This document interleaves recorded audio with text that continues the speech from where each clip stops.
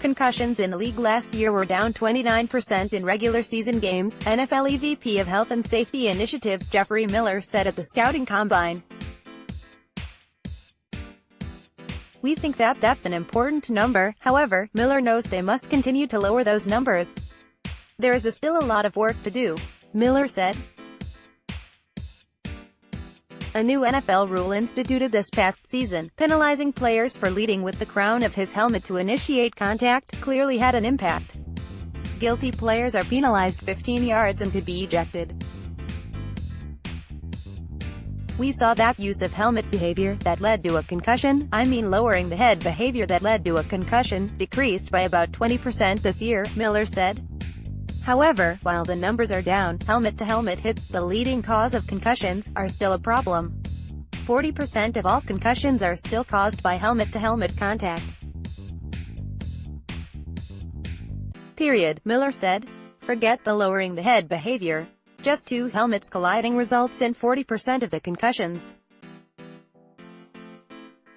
So that still is a significant number and one that we want to continue to drive down. This rule change is a big step in doing that, and we began to see some behavior change. Kickoffs, with their high-speed collisions, have historically caused a lot of concussions.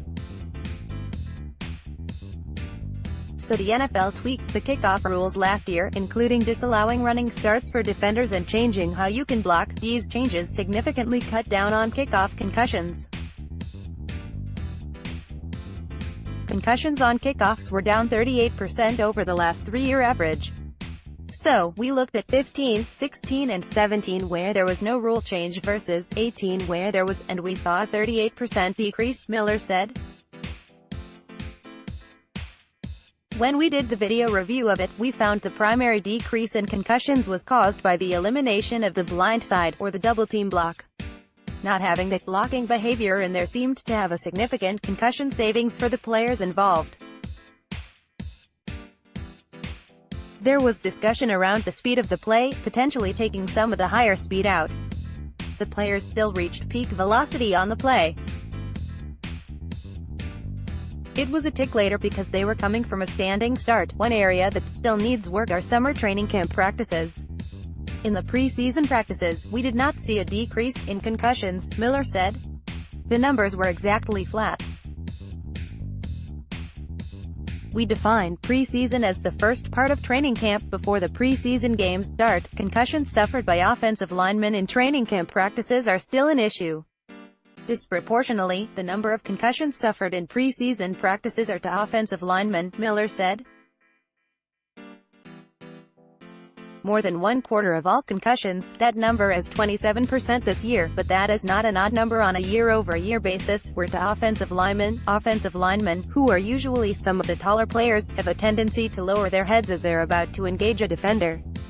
Something else that helped lower overall concussion numbers are the millions of dollars the NFL has spent in recent years to improve helmet technology. From the perspective of innovation and a level of dynamism in helmets, for improved protection, we are seeing a lot, which has been a point of emphasis for the league for a while," Miller said.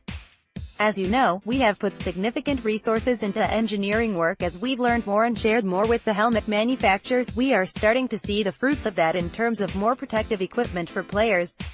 The next step in helmet technology will be to design helmets specifically for the needs of each position. I think that we are getting close to the day, in the next couple years, where we will start to see position-specific helmets as we understand what each position feels," Miller said. So, while they still have a lot of work to do, the NFL is clearly moving in the right direction on the concussion front.